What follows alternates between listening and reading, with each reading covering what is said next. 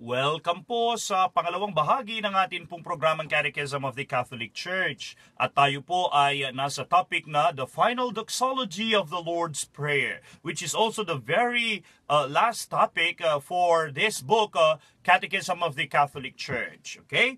So, sa susunod na atin pong live broadcast ay sisimulan po naman natin ang Catechism for Filipino Catholics. So if you have this book, please see also na makapag-purchase po kayo ng aklat na Catechism for Filipino Catholics. Okay? So ito po ay napakahalaga din dahil inculturated mismo sa karanasang Pilipino ang atin pong pagninilayan, nakatikismo ng atin pong simbahan. Okay? At sa mga bagong mga tagapakinig po ng atin pong himpilan, lalong-lalo na ang mga nasa Sambales. Alam ko hindi po nila napakinggan yung mga simula ng aklat na ito. But yun atin pong discussion sa CFC ay magbibigay din po naman ng reference sa mga discussions po natin dito. So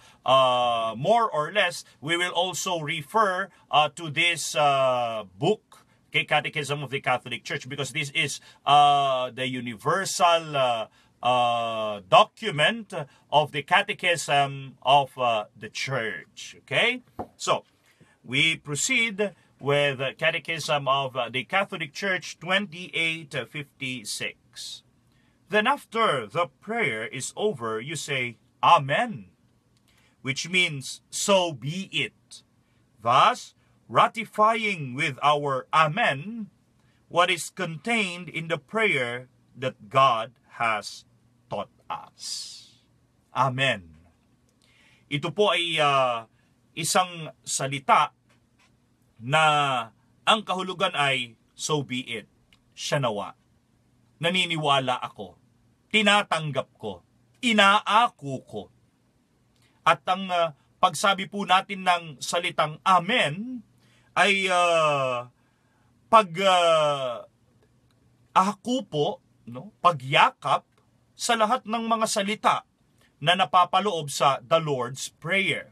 Na hindi na lamang po ito mga salita na itinuro po sa atin ng atin pong Panginoong Jesucristo at nagmula po sa Kanya at sa Kanya lang. Hindi po.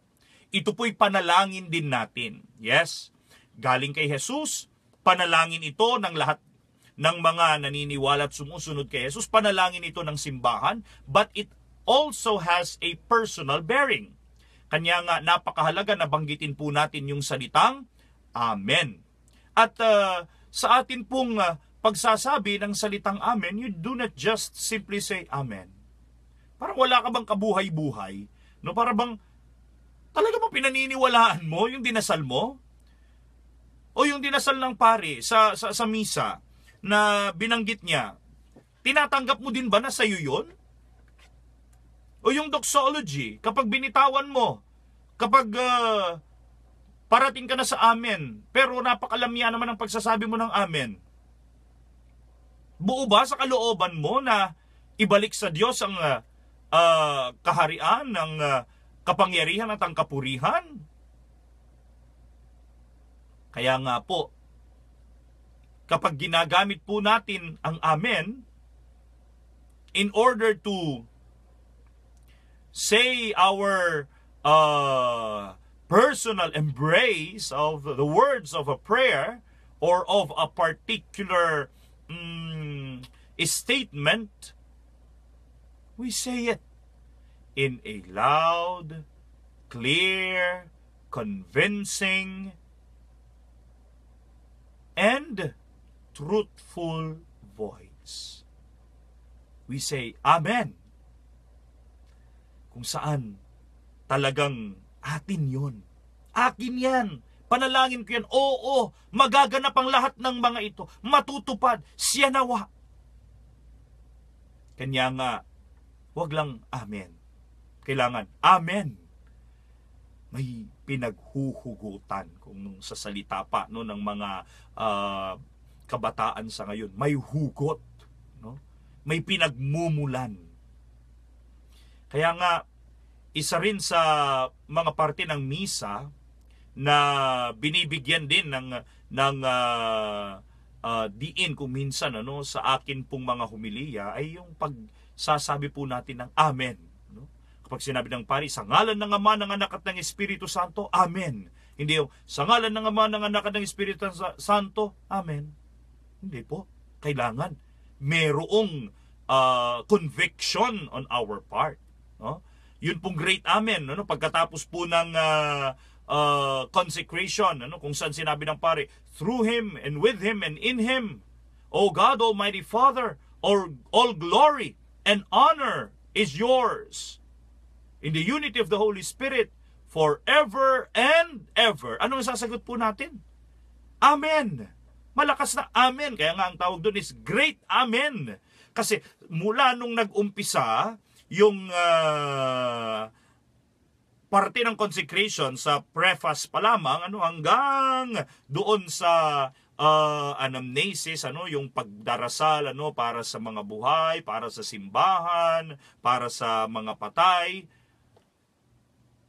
Ang atin pong pagsang-ayon ay dapat mula umpisa hanggang sa dulo. At doon sa dulo, doon natin lahat sasabihin na, yes, Lord, amin yung panalangin na yon. Panalangin ko din yon. Kaya sinasabi ko, Amen, Amen, Amen. No? Hindi lamang yung Amen. Para bagang walang kabuhay-buhay, walang kalatoy-latoy. Parang hindi mo pinaniniwalaan. Parang hindi mo tinatanggap. Kaya mga minamahal na mga tagapakinig at mga tagapagtangkilik, when you pray and there is someone praying with you and you want to embrace also the same prayer, and that is what your heart contains as well, you say, with conviction, with faith, with trust, and with your whole being, Amen. So can I get an amen? Amen. Kaya nga po, mga minamahal na mga tagapakinig at tagapagtangkilik, please, as we pray the Lord's Prayer, and we say Amen or Amen, say it with your heart. Say it with the entirety of yourself. Say it with conviction. Say it with your whole love and life. Amen? Now, as we go on, let me just present to you some of the points that will summarize our discussion of the Lord's Prayer. And this will be the very end of our discussions. I will not explore further the points that I will be reading to you, but I will just read them to you and refresh you of what we have discussed in the past days about the Lord's Prayer.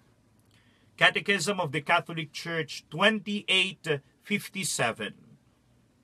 In the Our Father, the object of the first three petitions is the glory of the Father, the sanctification of His name, the coming of the kingdom, and the fulfillment of His will.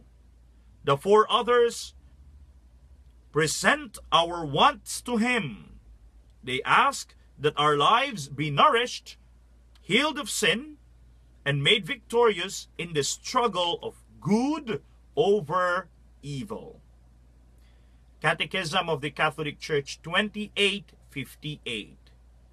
By asking, Hallowed be thy name, we enter into God's plan, the sanctification of His name, revealed first to Moses and then in Jesus, by us and in us, in every nation and in each man.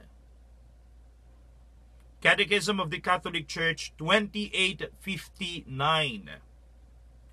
By the second petition, The church looks first to Christ's return and the final coming of the reign of God.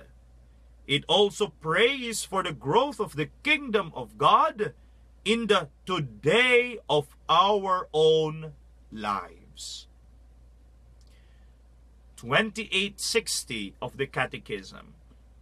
In the third petition, we ask our Father to unite our will to that of His Son, so as to fulfill His plan of salvation in the life of the world.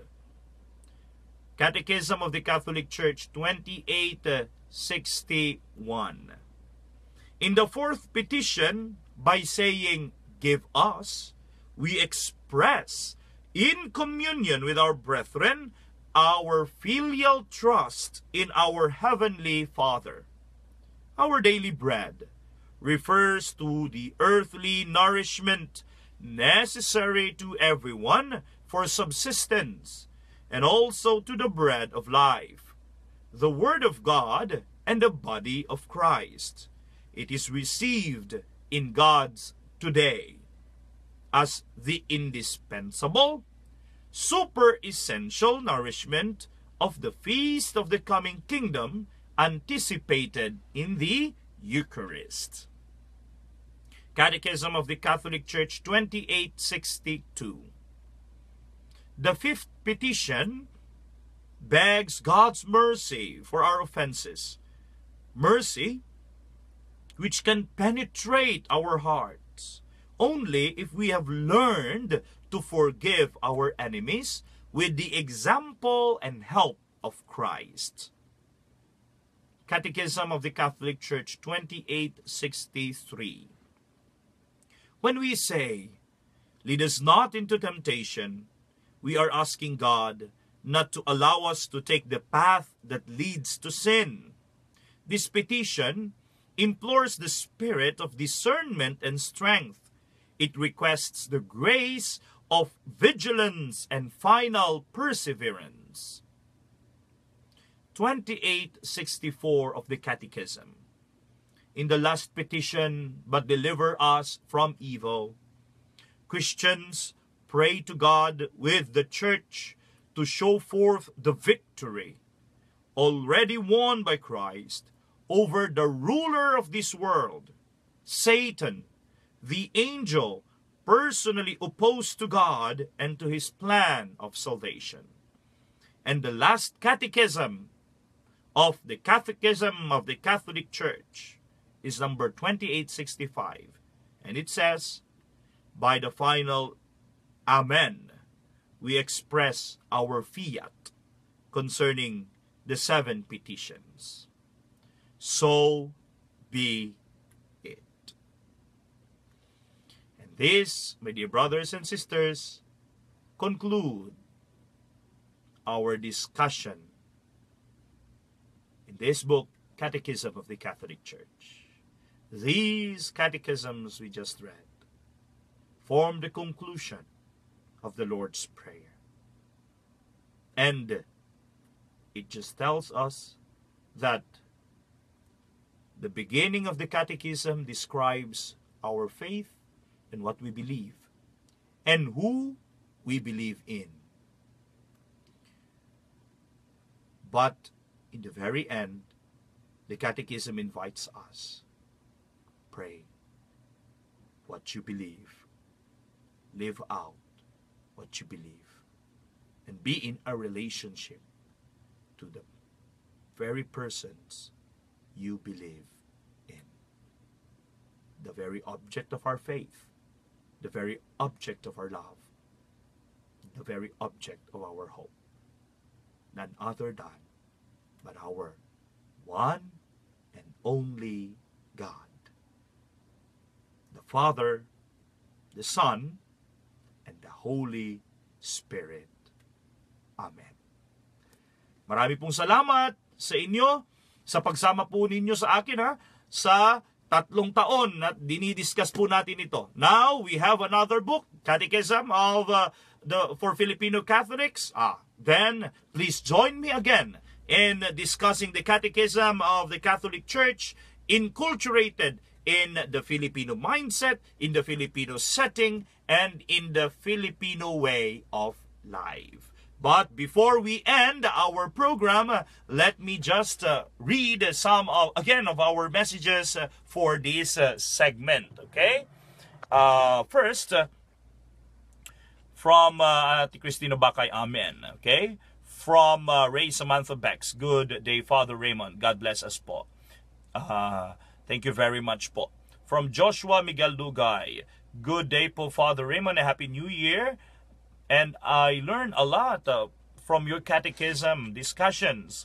God bless po and thank you. Please pray for my family, Lugay family. Rest assured, Joshua, for our prayers. And thank you very much also for being with us in our discussions. And hopefully, we will be sharing more of our faith with you in the coming days of this year with the book Catechism for Filipino Catholics. Okay? From Susan Garrido Tanaka. Amen. Thank you very much. From De Guzman, Dominic De Guzman. Pabati po from Mungkada. Yan, sa mga taga Mungkada, maligayang pakikinig po sa inyo. Mga kababayan ko po itong mga ito. And we have a text message from Strong Family. Buenos dias, Father Raymond S. Cruz. Muli po kaming bumabati ng masaganang bagong taon sa lahat sa Radyo Maria at sa inyo. Please pray for us, good health at mapayapang pamumuhay sa 2017.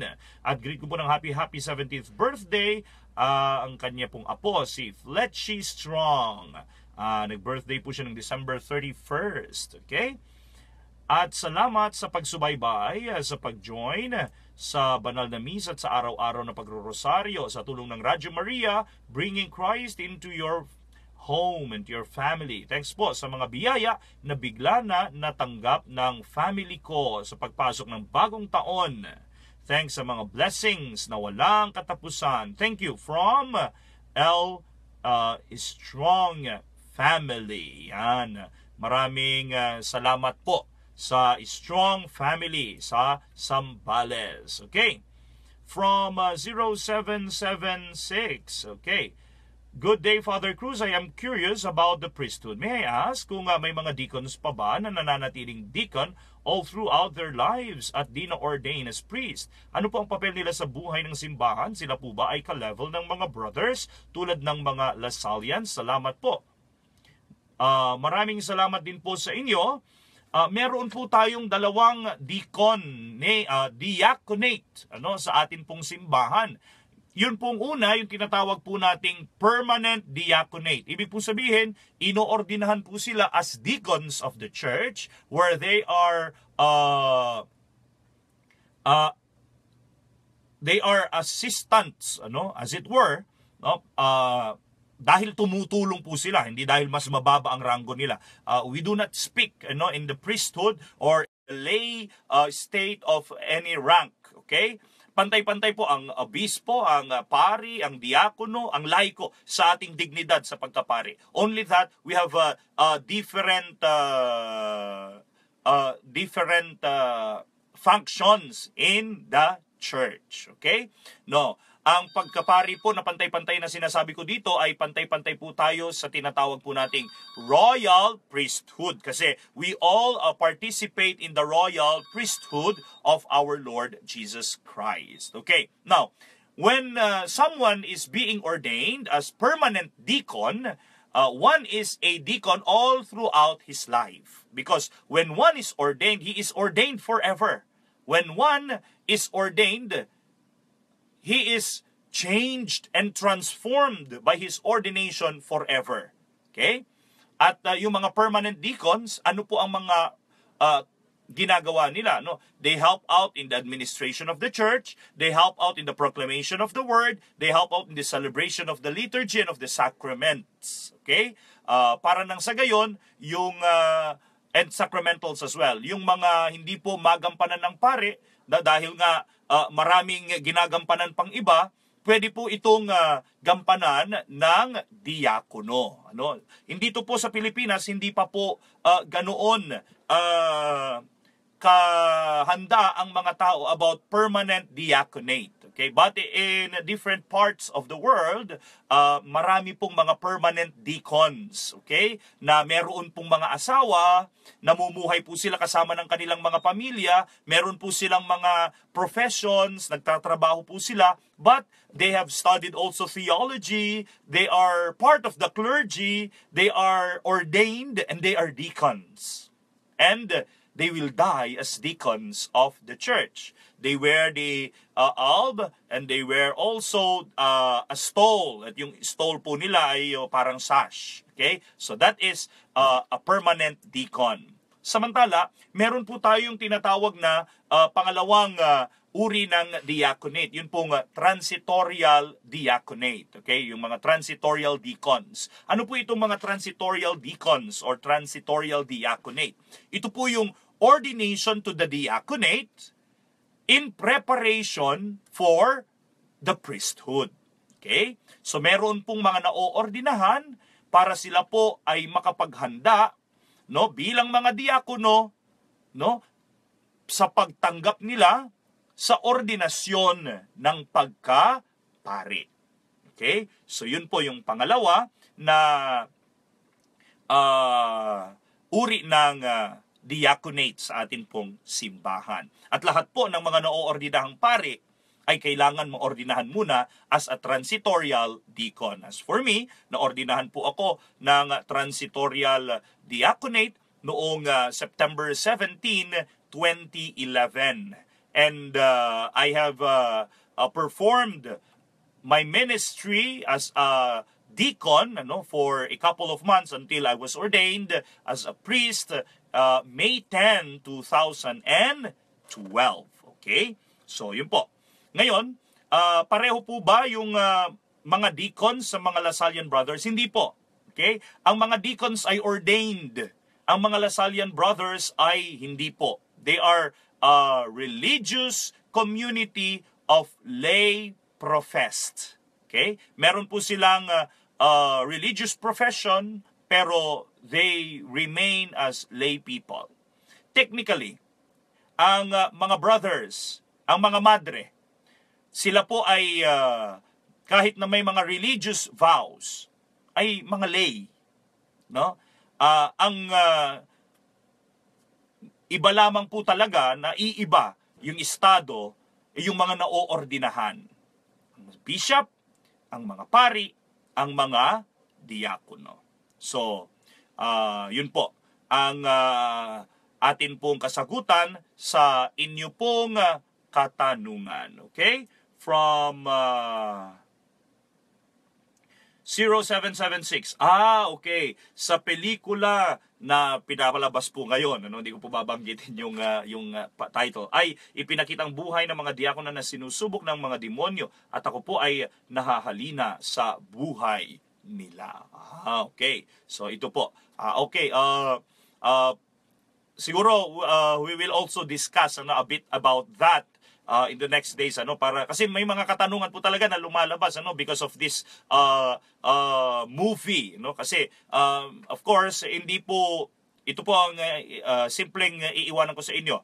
Huwag niyo pong tatanggapin lahat ng mga napanood ninyo doon sa movie as is. Okay? Kasi hindi po 'yun nagre-reflect faithfully sa kung ano ang paniniwala po natin on diaconate, on the formation of those who are preparing for priesthood, and also itong mga sa exorcism, okay? Sa mga nakikilaban sa mga demonyo. And siguro we will allot a time to discuss that also para maliwanagan din po kayo. Pero alam nyo, natutuwa din ako kasi nabuksan yung kamalayan ng mga tao patungkol dito para magtanong po. Magtanong? Yun yung maganda dyan Magtanong kayo para nang makahanap kayo ng kasagutan. Kung naguguluhan kayo sa mga nakita ninyo, ganoon nga ba talaga? Ganito nga ba talaga?